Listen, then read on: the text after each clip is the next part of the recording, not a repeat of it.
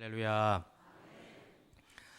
대부분의 여성들이 특별하게 관심을 보이는 물건들이 좀 몇 가지가 있습니다. 이건 뭐 일반적인 거니까 목사님 나한테 왜 그러세요? 나는 안 그런데요. 이렇게 오해하지 마세요. 일반적인 거. 뭐 상대적으로 남성들에 비해서 좀 그렇다는 것인데 여성들이 주로 특별한 관심을 보이는 물품들이 있다면 뭐 이런 거겠지요. 신발, 또 백, 옷, 뭐 이런 거가 아닐까 싶습니다. 특별히 결혼하기 전에는 별로 그렇게 관심이 없다가 결혼하고 이제 가정을 꾸리고 주부가 되면 새로운 관심 품목으로 들어오는 물품이 하나 있습니다. 그것은 바로 그릇입니다. 맞나요? 맞으면 끄떡끄떡 좀 해봐요. 맞지요? 여성들이 그릇을 이렇게 관심을 많이 보이잖아요. 예쁜 그릇, 뭐 예쁜 찻잔, 뭐 이런 거에 관심을 기울입니다. 이러한 물품들 중에 오늘 설교와 연관되어 있는 물품이 여러분들 눈치를 채셨겠지만 그릇입니다. 그릇. 영국에는 전통적으로 아주 유명한 그릇 메이커들이 있습니다. 저도 이번에 설교를 준비하면서 혹시 내가 모르고 있는 메이커들이 있었나 이제 검색을 해보니까 역시 있더라고요. 이제 제가 모를 수밖에 없는 이유는 정말 명품들 중에 속하는 것이기 때문에 그런 것 같아요. 예컨대 이런 거지요. 로얄 우스터라는 게 있습니다. 굉장히 비싼 그릇이랍니다. 안슬리 그리고 덴비 이런 것들은 영국에서 아주 비싸게 팔리는 고급 도자기들 또 그릇이지요. 그리고 제가 영국에 살 때 주로 쉽게 들었던 메이커들이 있습니다. 물론 이것도 굉장히 비싼 것들에 속합니다. 영국 여왕의 찻잔으로 쓰인다는 웨치우드가 있습니다. 아주 멋있고 이쁘게 생겼어요. 아주 뭐 귀족들이나 마실 것 같은 그런 느낌을 줍니다. 또 우아함의 극치를 이룬다는 로얄 알버트라는 그 메이커도 있고 또 세계에서 또 인기 있는 식탁 용기, 뭐 선물용 도자기로 잘 알려져 있는 여러분들 한번 들어보셨을 것 같은데 포트메리온이라는 도자기 물품이 있습니다. 그 영국 사람들이 이 도자기를 잘 만드는 나라인 거 아시죠? 아주 유명한 나라입니다. 좀 전에 말씀을 드렸듯이 이러한 브랜드는 꽤 비싼 거여서 영국 가정에 뭐 식사를 초대되어 가서 그들과 함께 이렇게 밥을 먹으면서 이렇게 보더라도 쉽게 눈에 띄는 제품들이 아니에요. 꽤 비쌉니다. 아마 돈 많은 사람들이 주로 쓰는 것들이겠지요. 물론 영국에 사는 한국인 가정에서도 찾아보기가 쉽지 않은 그런 이제 메이커 브랜드입니다. 이러한 브랜드들 중에서 영국에 사는 한국 주부들에게 특별히 인기가 있는 브랜드가 포트메리온입니다. 이 포트메리온이 인기가 있는 이유는 영국 사람들이 뭐 그러한 목표를 가지고 만든 건 아니겠지만 이게 꼭 우리가 밥그릇과 국그릇을 쓰기에 참 좋아요. 그러니까 이제 주부들에게 인기가 있는 거죠. 한국에서 그런 걸 가져가지 않으면 영국에서 사는 그거로는 밥그릇과 국그릇을 쓸 만한 것들이 저기 적절한 게 없어요. 그런데 유럽 포트메리온만 우리가 밥을 먹을 때 쓰는 그릇과 국을 담을 때 쓰는 것, 반찬 놓을 때 쓰는 그릇으로 적절한 형태의 그릇을 만들어내는 그 브랜드 제품이기 때문에 영국에 사는 한국 주부들에게 이 포트메리온이 굉장히 인기가 있습니다. 물론 비쌉니다. 이걸 살려면 꽤 적지 않은 부담스러운 가격이지요.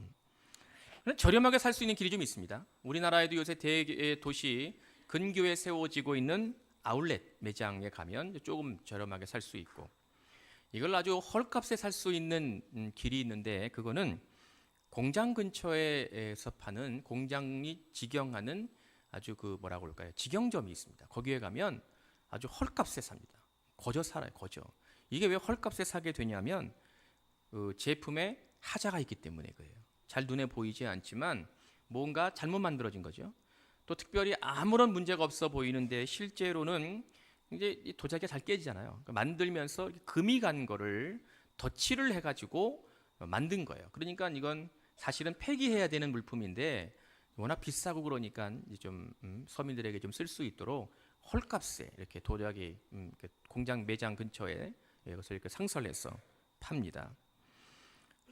저희들도 영국에 살 때 버밍엄 근교에 가면 제가 살았던 도시로부터 한 1시간 정도 차를 타고 올라가면 영국의 두 번째로 큰 도시가 버밍엄인데 이 버밍엄 근교에 포트메리온 도자기를 만드는 곳이 있었어요. 그 근처에 이제 그 공장 제품 매장이 있었는데 거기에 가서 식탁 용기로 사용하려고 거저 그냥 막 사갖고 온 적이 있습니다.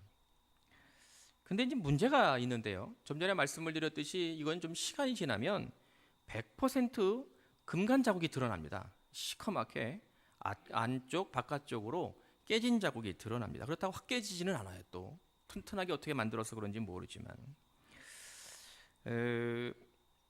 이 물건을 구입했을 때는 공장 매장에 가서 헐값을 살 때는 뭐 전문 매장이나 백화점이나 비싸게 주고 사는 거랑은 별다르지 않지만 똑같아 보이지만 우리 눈으론 똑같아 보이지만 이 거저 산 것들은 하자가 있는 제품은 시간이 지나면 흠이 있는 물건이었다는 것을 알게 된다는 것이죠.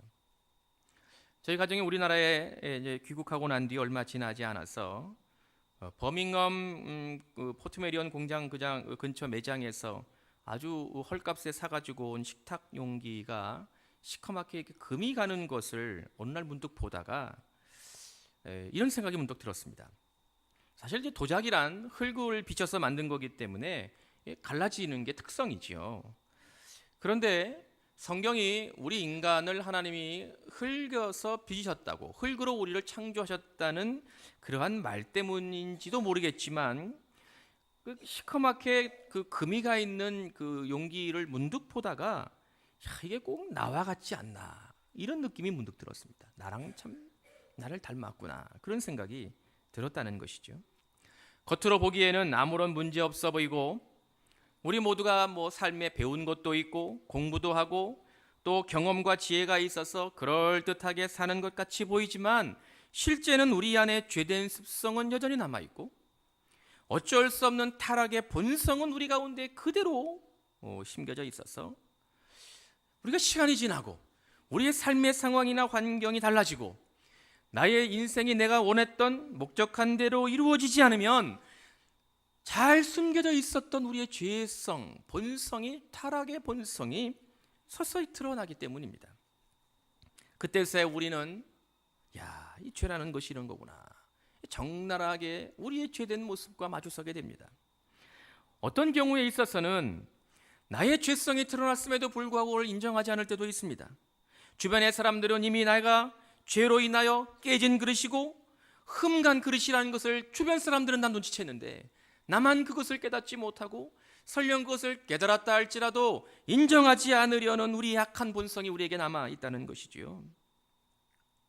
시간이 흐른 뒤 망가진 본질이 드러났음에도 불구하고 그것을 잘 인정하지 않고 발견하지 못하는 경우가 우리의 삶에 저의 삶 모습 속에 비춰지는 것 같아서 그 그릇을 이렇게 문득 보다가 좀 비관적인 마음이 들었습니다. 이런 내가 무엇을 하며 이 세상을 온전하게 살아갈 수 있을까? 흠이 많고 죄로 가득한 내가 어떻게 이 땅에서 목사로 살아갈 수 있는 것일까? 나의 어쩔 수 없는 타락의 본성이 순간순간 드러날 때마다 나는 어떻게 행동해야 되고 어떻게 하나님 앞에 내가 서야 되는 것일까? 참 마음이 힘들고 비관적인 생각이 들었던 경험이 제 마음속에 아직도 생생하게 남아 있습니다. 여러분들은 어떠신가요? 성경에서 언급하고 있는 질그릇은 진흙을 빚어서 유약을 바르지 않고 구워버린 겁니다. 좀 전에 제가 말씀드렸던 영국의 유명한 그릇 메이커들 포트메리온, 안슬리, 덴비, 로얄 우스터 이런 것처럼 화려하고 예쁘고 고급스러운 게 아니에요. 성경이 말하고 있는 질그릇은 유약을 바르지 않고 불에 그냥 구운 용기이기 때문에 윤기도 없고 멋있지도 않고 예쁘지도 않고 그냥 물러서 쉽게 깨지기도 하고 흠이 나는 그러한 그릇을 말합니다. 그렇기 때문에 성경은 이 질그릇을 연약하고 무가치한 존재, 한계가 너무도 분명한 인간됨을 비유해서 쓰고 있는 전형적인 비유의 대상이 바로 이 질그릇이라는 겁니다.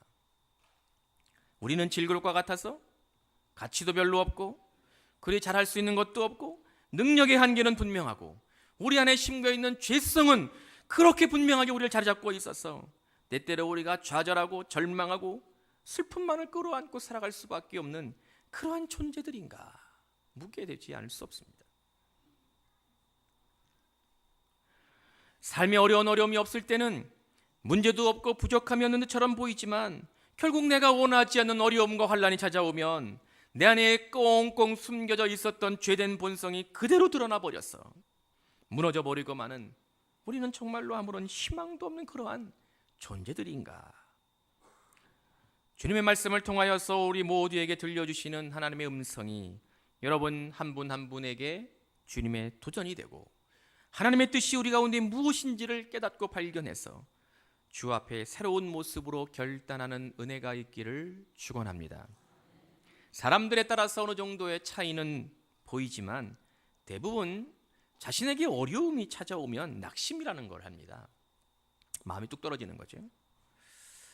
원하는 대로 우리가 일이 되지 않아서 마음이 몹시 힘든 상태를 낙심이라고 표현하고 있는 겁니다. 이렇게 보면 우리들 모두가 매일매일 크고 작은 일들로 인하여 낙심을 경험하며 살아가고 있지 않습니까? 우리의 삶 전체가 흔들릴 정도는 아닐지라도 일상에서 일어나는 여러 가지 일들은 여러분들을 낙심하게 하고 낙담하게 만드는 일들을 경험합니다. 우리 성도님들이 이미 잘 아시는 바처럼 저는 빵을 정말로 좋아하는 사람입니다. 며칠 빵을 먹지 못하면 머릿속에서 빵이 막 날아다닙니다. 막 이렇게 빵이 날아다녀서 야, 이 빵 먹을 때가 됐구나. 이런 생각이 듭니다. 그런데 우리 모두가 아시는 바로 빵이 그렇게 몸에 좋지 않잖아요. 흰 밀가루로 만든 거기 때문에 가급적 많이 먹지 않아야 되는 먹거리 중에 하나이지요. 저도 이제 나이가 빵을 좀 줄이고 안 먹어야 될 나이가 되어가고 있어서 요새는 좀 빵을 가급적 먹지 않으려고 부단히 노력을 하고 있습니다. 얼마 전에는 제 아내에게 간곡하게 부탁을 했습니다. 여보, 절대로 빵 사갖고 오지 마. 집안으로 빵 좀 사갖고 오지 마. 부탁을 했어요. 집안에 빵이 눈에 띄면 저는 배가 고프든 배가 안 고프든 일단 뜯어서 하나 먹습니다. 그러니까 이제 자꾸 빵을 많이 먹게 되는 거예요. 먹고 나면 후회되고 그러니까 눈에 안 띄어야 안 먹지. 눈에 띄면 자꾸 먹는단 말이죠. 그래서 제 아내에게 빵 좀 제발 집으로 좀 사갖고 오지 말라고 간곡하게 부탁을 하고 그랬습니다. 근데 근래에 제가 인터넷에서 뭘 검색을 하다가 우연히 빵집 하나를 눈에 띄었습니다. 이 빵집이 서울에 있는 것도 아니고 춘천에 있어요. 춘천에. 근데 제가 관심을 갖는 건 이 빵집이 택배로 보내준다는 거예요. 근데 이거를 소개한 친구가 뭐라고 소개를 했냐면 이 빵이 마약빵이다 이렇게 소개를 했습니다. 마약. 우리가 뭐 마약을 먹어보진 않았지만 그 마약을 한번 먹으면 못 끊는 거잖아요. 중독이 된다는 거 아니에요. 얼마나 빵이 맛있으면 마약빵이라고 불렀겠나 이런 생각이 들었지요. 이야, 무지하게 맛있나 보다. 이거는 진짜 먹어야 되는 빵이다. 이런 생각이 제 머릿속을 확 사로잡았습니다. 그래서 또 교회에 있는 제 컴퓨터는 또 인터넷 결제가 잘 안 돼요. 그래서 이제 우리 한간사한테 빵 좀 주문하라고. 춘천에 있는 빵 좀 내가 돈 줄 테니까 빵 주문하라고 했어요. 그 빵이 배달을 받아보니까 손바닥만한 빵이에요. 이런 요만한 빵이에요. 여러분 궁금하세요? 저한테 개인적으로 찾아오면 소개해드릴게요. 마약빵. 근데 뭐 세 박스밖에 안 판다는 거예요. 그래서 나는 빵이 그렇게 많은 줄 몰랐어요. 그래서 세 박스를 신청하라고 신청을 했어요. 나중에 알고 보니까 한 박스에 요만한 게 18개가 오더라고요. 빵이. 그래서 한 박스를 이제 취소하고 두 박스를 신청을 했습니다. 18개가 들은 두 박스가 온 거죠. 또 제가 또 맛있는 건 혼자 먹지 않고 나눠 먹는 스타일입니다. 제가 그런 사람이에요. 맛있는 거 혼자 절대로 안 먹어 혼자. 배달이 되어 왔길래 두 박스를 풀어가지고 교육자 직원들을 다 모아가지고 먹어보라고 그랬어요. 하나씩 다 먹게 하고 제가 한 5개 정도 집안으로 이제 아이들하고 먹으려고 가지고 오고 나머지는 다 나눠줬어요. 공평하게 다 집에 가가지고 마약빵이라는데 혼자 먹지 말고 집에 가서 아이들도 주고 다 나눠 먹으라고 다 나눠줬어요. 그리고 이제 하나 먹고 헤어졌어요. 우리 교육자실 다 먹고 제 방에 한 5개를 가지고 들어와가지고는 한 2시간 있으니까 집에 갈 때쯤 됐는데 배가 좀 고프더라고요. 그래서 빵을 하나 뜯어가지고 먹었습니다. 2개 먹은 거죠. 그리고 이제 집에 들어갔어요. 4개를 가지고 들어갔어요. 4개를 가지고 들어가서 이제 양복 벗고 옷 갈아입고 편하게 앉아가지고 나도 모르게 무의식적으로 빵을 하나 뜯어가지고 또 하나 먹었습니다. 그러니까 한 3-4시간 만에 빵을 한 주먹만한 빵을 3개를 그냥 먹은 거예요. 마약빵인 것 같기도 해요. 그리고 문득 빵을 먹어가지고 배가 빵빵해지니까 머릿속에 번뜩 드는 생각. 저를 보면서 아이고 이놈의 화상아, 그 빵 안 먹겠다며 그 빵을 또 못 참아가지고 서너 시간 만에 그 빵을 3개를 꾸역꾸역 먹은 이놈 화상아, 이 얼마나 낙심이 되든지 말이야. 응? 빵 안 먹겠다고 그렇게 굳은 결심을 하고 며칠도 안 돼가지고 그놈의 빵이 뭐라고 먹어보니 별것도 아니더만 그걸 3개를 뜯어먹고 앉아 있었으니 얼마나 낙심이 되든지. 이거 빵 하나도 절제하지 못하는 게 이게 뭐를 하고 살래나. 여러분들에겐 별로 낙심이 아닐런지 모르지만 저에게는 아주 큰 낙담이었습니다. 낙심이었어요.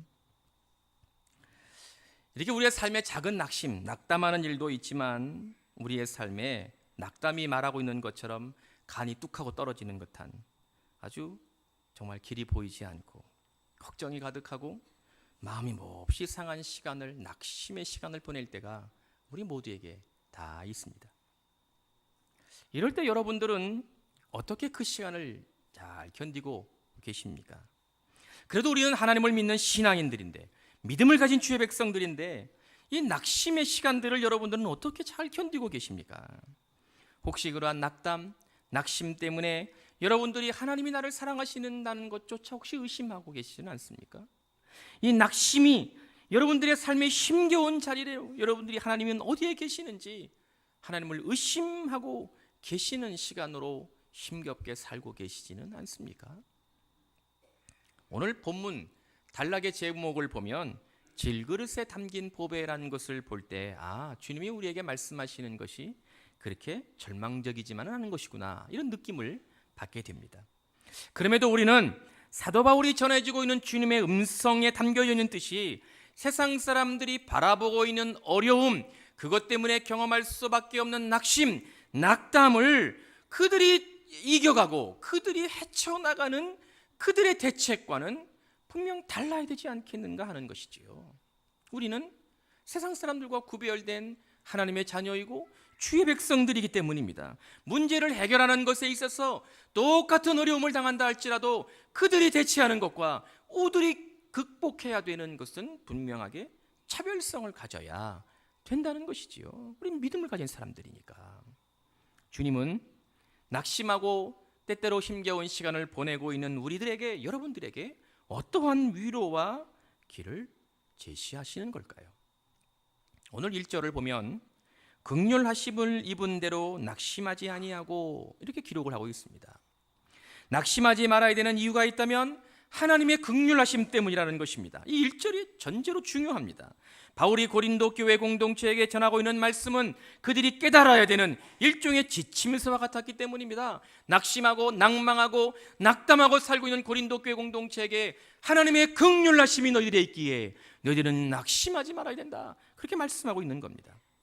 바울이 들려주고 있는 낙심의 상황, 그것이 무엇일까요? 아니, 정확하게 묻는다면 우리는 도대체 왜 낙심이라는 걸 하며 살아갈 수밖에 없는 걸까요?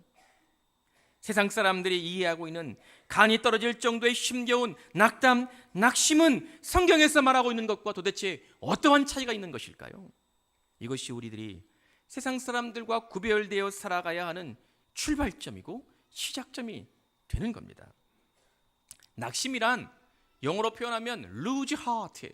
마음을 잃어버린 거예요. 마음을, 심장을 잃어버린 상황을 낙심이라고 바울이 쓰고 있는 겁니다. 여기에서 말하는 heart, 심장, 마음이란 하나님을 향한 마음입니다.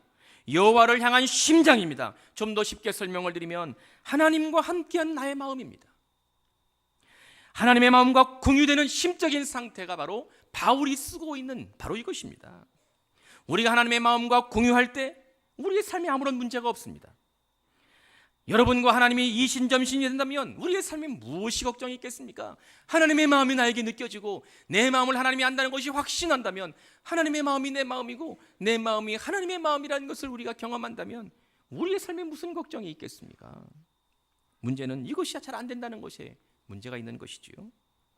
내 마음과 하나님의 마음이 언제나 교류하고 느껴지고 공유만 될 수 있다면 생각만 하는 것으로도 마음이 흐뭇해지고 걱정이 사라지는 것 같고 은혜가 경험되지 않습니까?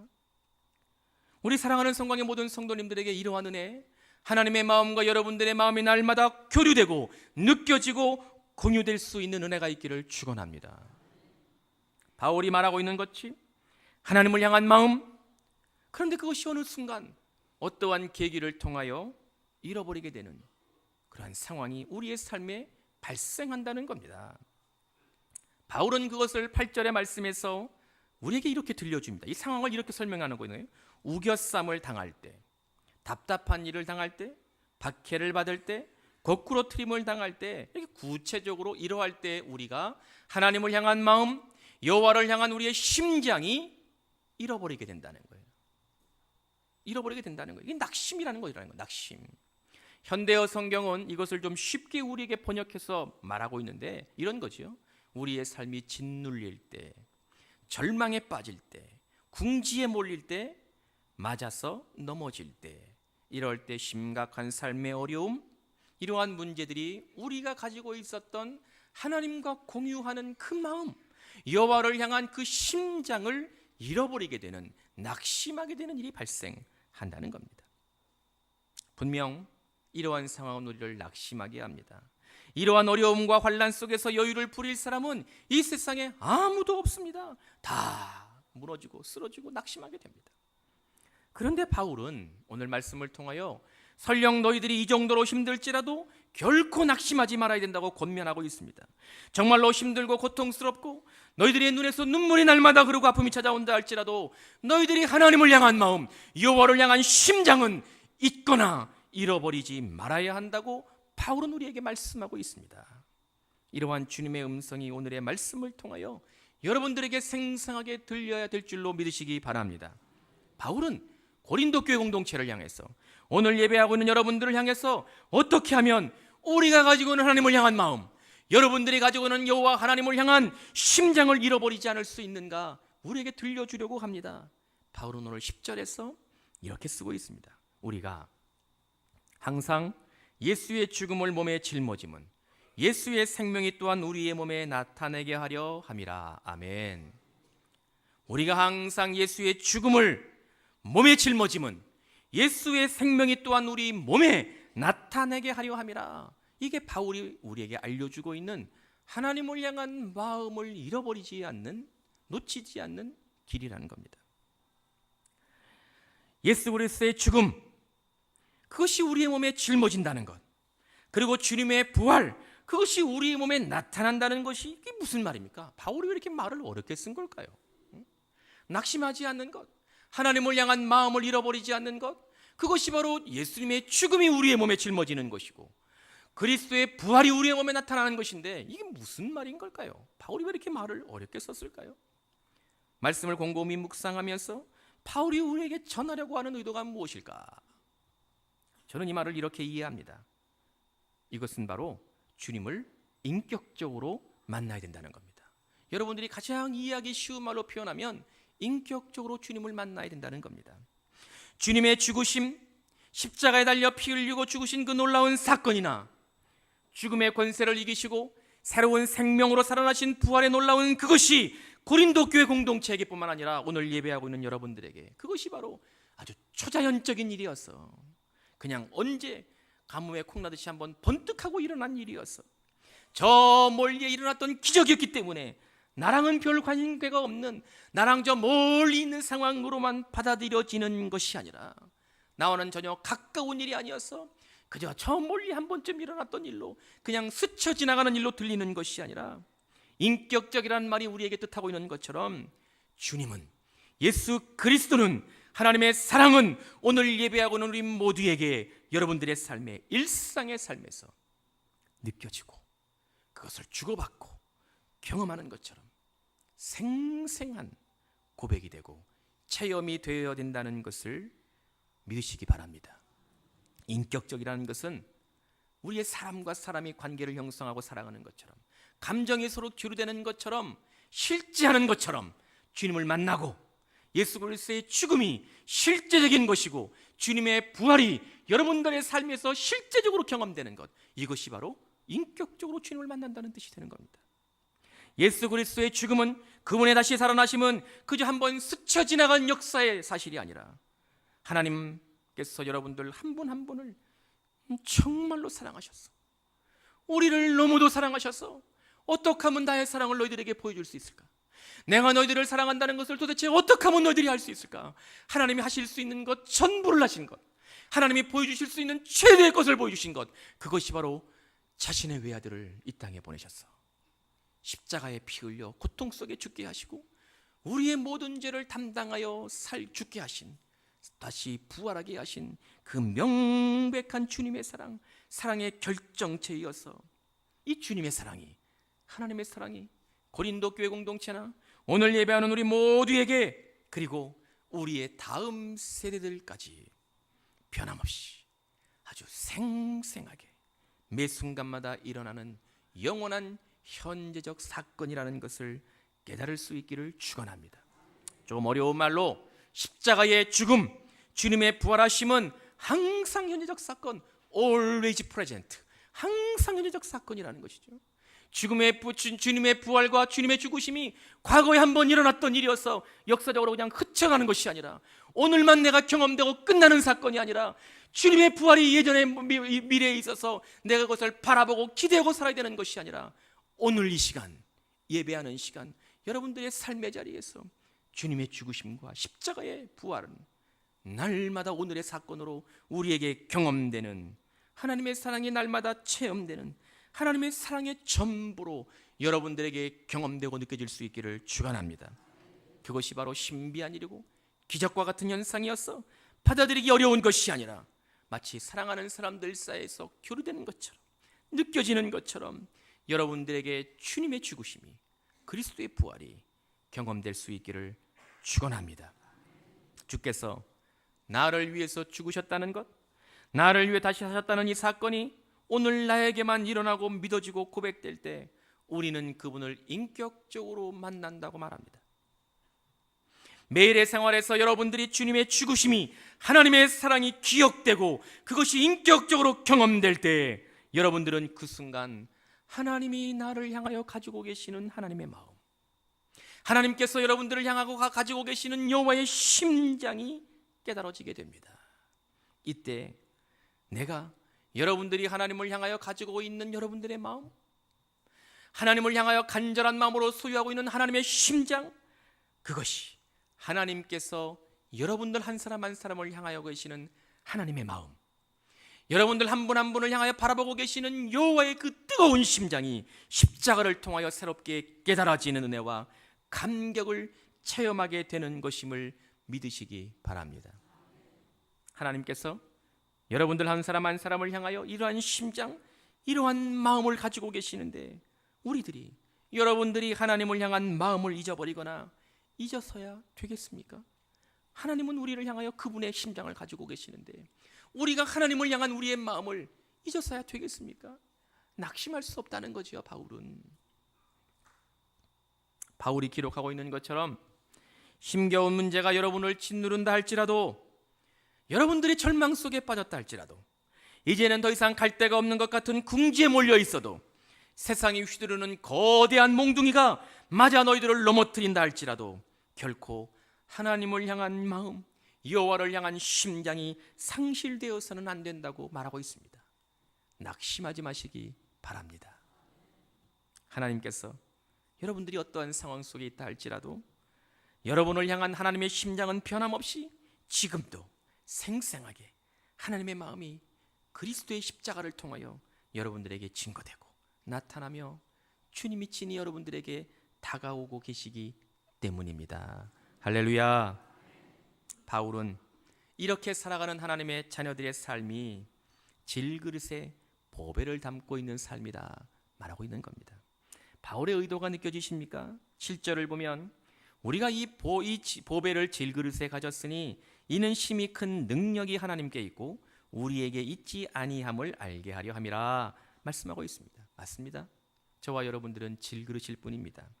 어떠한 경우에도 깨지지 않는 쇠, 철로 만든 단단하고 튼튼한 그릇이 아니라 흙을 빚어서 만들었기 때문에 흠도 쉽게 생기고 이도 나가고 심지어 깨지기까지도 하는 질그릇일 뿐입니다. 우리를 낙심하게 만드는 수많은 일들, 사건들, 문제들을 끌어안으면서 낙심하는 연약한 그 자체일 뿐입니다.